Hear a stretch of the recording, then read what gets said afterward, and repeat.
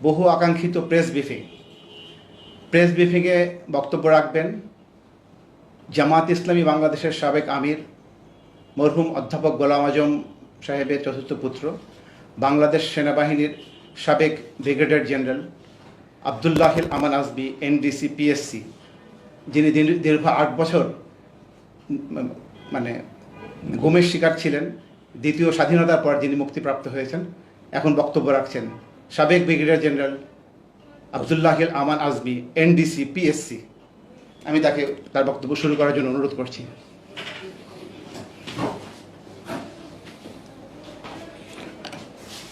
বিসমিল্লাহির রহমানির রহিম। আলহামদুলিল্লাহি রাব্বিল আলামিন, আসসালাতু ওয়াসসালামু আলা রাসূলিহিল কারীম। গণমাধ্যমে সম্মানিত ভাই বোনেরা এবং প্রিয় দেশবাসী, আসসালামু আলাইকুম ওয়া রাহমাতুল্লাহি ওয়া বারাকাতুহু। আমি আপনাদের সকলের কাছে প্রথমে ক্ষমা প্রার্থনা করছি। আমি প্রায় 25 দিন হলো মুক্তি পেয়েছি, কিন্তু আমার শারীরিক এবং মানসিক অবস্থার কারণে আমি এখনও চিকিৎসাধীন আছি। আমি এই বিলম্বের কারণে আপনারা অনেক প্রতীক্ষা করছেন, অনেক দিন থেকে অপেক্ষা করছেন। আমি জানি আমি আপনাদের কাছে আগে আসতে না পারায়, আগে আপনার সাথে কথা বলতে না পারায় আমি আমার ক্ষমা প্রার্থনা করছি। আপনারা আমাকে ক্ষমা করবেন। আমার আন্তরিক ইচ্ছা থাকা সত্ত্বেও আমি কথা বলতে পারিনি। এখনও আমার শারীরিকভাবে সম্পূর্ণ সুস্থ নয়, আমি চিকিৎসাধীন রয়েছি। তো আমি আমার সাধ্য চেষ্টা করব আপনাদের সাথে আমার কথা তুলে ধরার। আমার বক্তব্যের শুরুতেই আমি এই দ্বিতীয় মুক্তিযুদ্ধের বীর শহীদদের প্রতি আমার সশ্রদ্ধ সালাম জানিয়ে আমার বক্তব্য শুরু করছি এবং স্বাধীনতায় শহীদদের আত্মার মাগফিরাত কামনা করছি। শোক সন্তপ্ত পরিবারের সদস্যদের প্রতি গভীর সমবেদনা প্রকাশ করছি এবং সরকারের কাছে আহ্বান জানাচ্ছি পরিবারদের যথাযথ ক্ষতিপূরণ প্রদানের জন্য। সেই সাথে আমি গভীর শ্রদ্ধার সাথে স্মরণ করছি আমাদের প্রথম মুক্তিযুদ্ধের শহীদ এবং বীর মুক্তিযোদ্ধাদের। এরপরে আমি আহত বীর মুক্তিযোদ্ধা যারা দ্বিতীয় মুক্তিযুদ্ধের মাধ্যমে দেশকে বিজয় এনেছেন তাদের প্রতি অভিনন্দন জানাচ্ছি। তাদের সুচিকিৎসার জন্য সরকারের কাছে আমি আহ্বান জানাচ্ছি। তাদের ক্ষতিপূরণের জন্য যা ব্যবস্থা করা দরকার সরকার প্রয়োজনীয় ব্যবস্থা দেবেন বলে আমি আশা করি। বৈষম্য বিরোধী ছাত্র আন্দোলনের বীর শিরোনামী সহ ছাত্র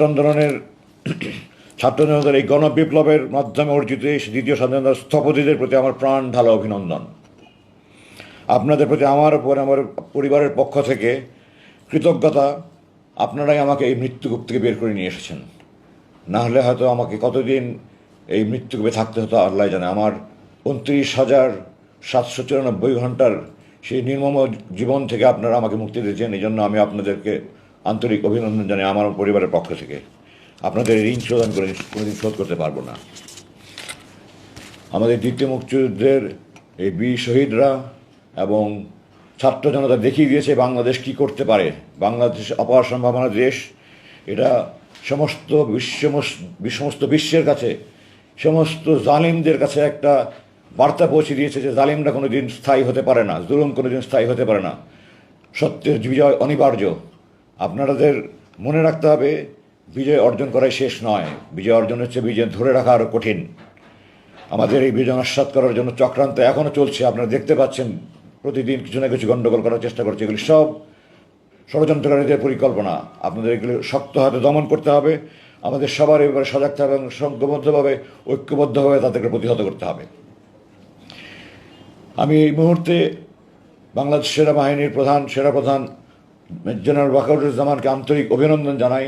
জাতির এই ক্রান্তি লগ্নে তিনি যে ঐতিহাসিক ভূমিকা পালন করেছেন, তিনি যে গুরুত্বপূর্ণ জটিল মুহূর্তে যে সিদ্ধান্ত নিয়েছেন যা জাতির এই দ্বিতীয় বিজয় অর্জনের সহায়তা করেছে, তার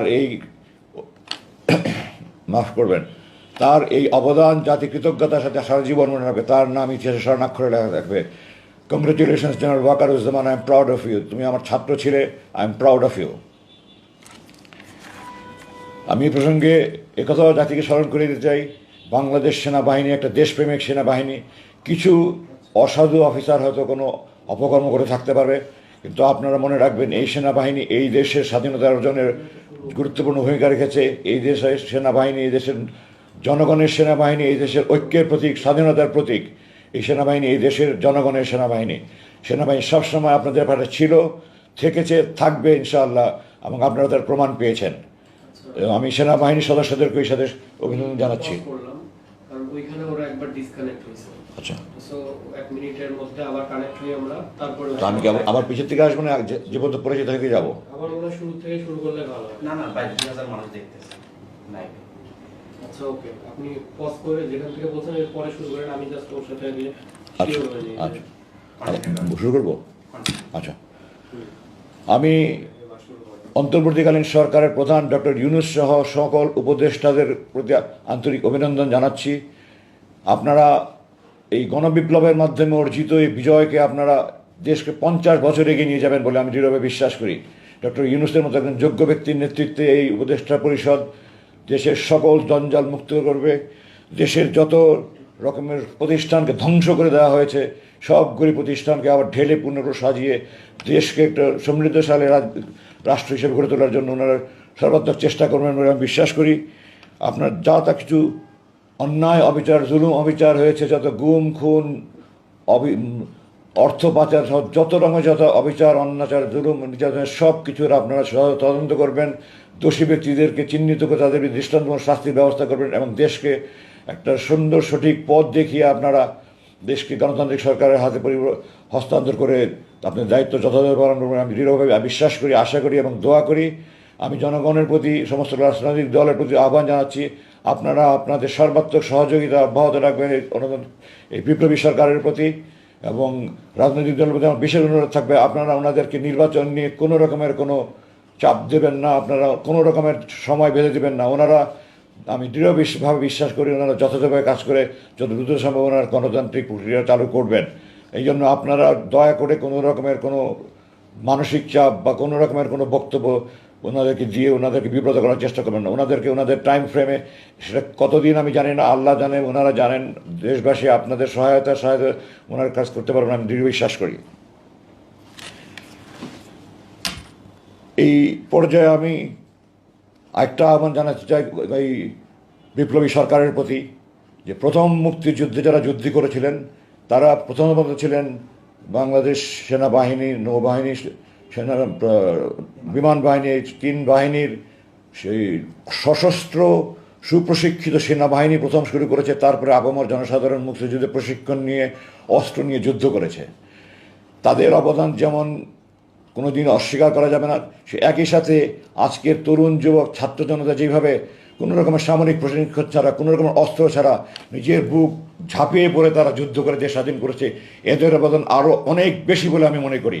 এবং এই জন্য আমি জোর দাবি জানাই যে প্রথম মুক্তিযুদ্ধে যেমন শহীদ এবং বিভিন্ন বীরত্বপূর্ণ দায়িত্ব পালনের জন্য বীরশ্রেষ্ঠ, বীর উত্তম, বীর বিক্রম, বীর প্রতীক খেতাব দেওয়া হয়েছে, এই তৃতীয় মুক্তিযুদ্ধের শহীদদের প্রতি আবু সাহিদ সহ শহীদ এবং অন্যান্য যারা আহত হয়েছে, যার গুরুত্বপূর্ণ ভূমিকা পালন, তাদেরকেও যথাযথভাবে এই সাহসিকতাপূর্ণ খেতাব, বিশিষ্ট, বীরোত্তম, বীর বিক্রম, বীর প্রতীক যথাযথভাবে সরকার একটা কমিটি করে যাকে যে যেটা প্রাপ্য সেই খেতাব দেওয়ার জন্য আমি দৃঢ়ভাবে আহ্বান জানাচ্ছি। আমি আমার মূল বক্তব্যে যাওয়ার আগে আরও 2 একটা বলতে চাই। প্রথম হলো, আমি আমার 57 জন শহীদ বিডিআর নির্মম হত্যাকাণ্ডে 57 জন শহীদ বীর ভাইয়ের রক্তের বদলা চাই। কোরআনে আছে খুনের বদলা খুন। আমার এই 57 জন আমার কলিজার টুকরা ভাই বাংলাদেশ সেনাবাহিনী কেন, কোনো সেনাবাহিনীতে general Shakil, general colonel Gulzar, colonel Quddutullah Rahman Shafiq, colonel এমদাদের মতো অফিসার তৈরি হওয়া খুব কঠিন ব্যাপার। এই সমস্ত অফিসারকে যারা খুন করেছে, যারা খুনের পরিকল্পনা করেছে, যারা উপদেশ দিয়েছে, পরামর্শ দিয়েছে, বাস্তবায়ন করেছে, এদের সবার বিরুদ্ধে দৃষ্টান্তমূলক শাস্তির ব্যবস্থা গ্রহণ করা হোক।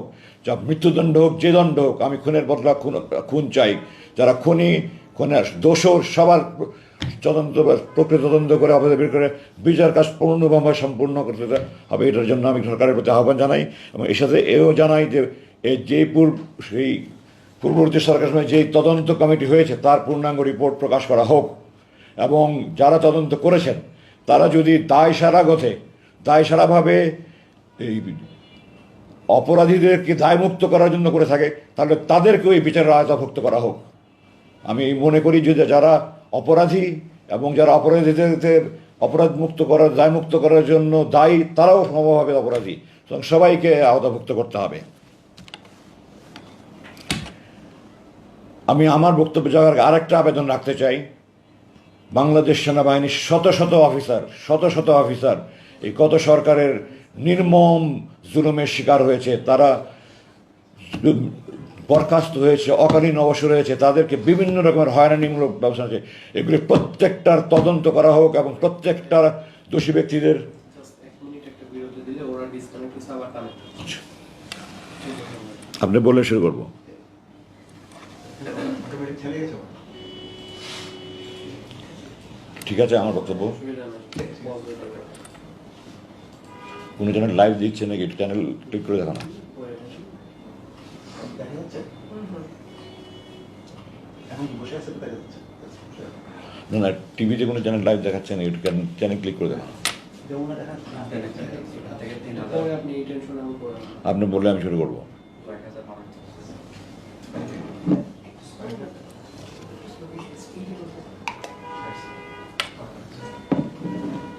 শব্দ প্রয়োগগুলো আর একটু স্পষ্ট করে কানেক্ট করো, কানেক্ট করতেছি। আমি 8 বছর কথা বলি না, আমার ওই সাবলীলতাটা আগেরটার মতো তত নাই, আমি শারীরিকভাবে অসুস্থ। আচ্ছা, আপনি কানেক্ট হন, নাহলে আমরা লাইভ ফেসবুক যেটা চলতেছে শুরু করবে?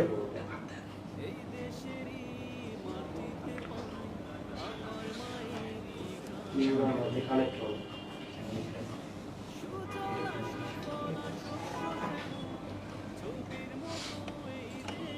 আমরা আবার স্টার্ট করি আমরা। ডিসকানেক্ট হওয়ার জন্য আমাকে একটু বিরতি দিতে হয়েছে, আমি আবার শুরু করছি।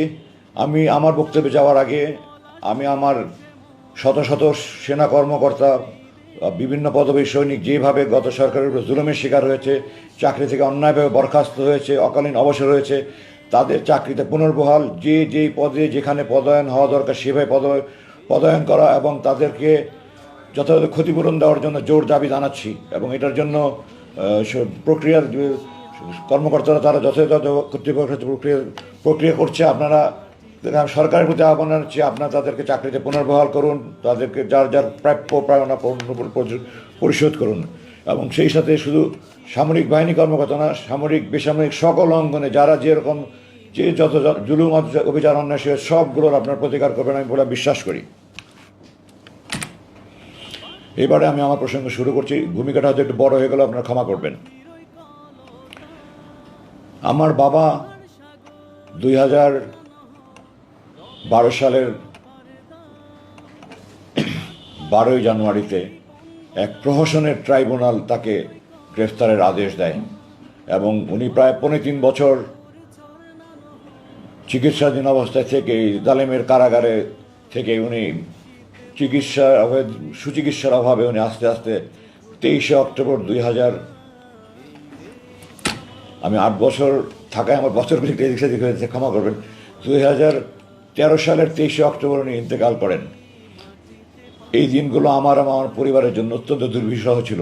একজন 90 বছরের ঊর্ধ্বে মানুষ কি অসহায়ের মতো ছোট কামরায় বন্দিশালায় দিন কাটিয়েছেন আমাদের জন্য, আমরা বলতে আমি চোখের পানি আটকে রাখতে পারি না। আমার মার যে কী কষ্টের দিন ছিল, আমি আমার মার পাশে সেই দিনগুলো থেকেছি। এবং এরপরে আমার বাবা 23 অক্টোবর ইন্তেকাল করার পরে আমি আমার সমস্ত কর্মকাণ্ড বন্ধ করে সারাক্ষণ আমার মায়ের পাশে থাকতাম। আমার মা শয্যাশায়ী ছিলেন, প্রায় উনি অসুস্থ হয়ে যেতেন, আমি লোকমা খাওয়াতাম, আমার মায়ের হাত পা টিপে দিতাম, প্রেশার মেপে দিতাম, ওষুধ খাওয়াতাম, সারা রাত ঘুমাতেন না, ওনার মায়ের পাশে থেকে হাত বুলি করে মাপে ঘুম পাড়িয়ে দিতাম। আমি সেই মাকে নিয়ে 22শে আগস্ট 2016 সালে রাতের ভাত খাচ্ছিলাম। আপনারা ক্ষমা করবেন, আমার মা নিয়ে কথা বলতে গেলে আমি আবেগ থামাতে পারি না। আমার মা ছিলেন আমার জীবনের শ্রেষ্ঠ বন্ধু।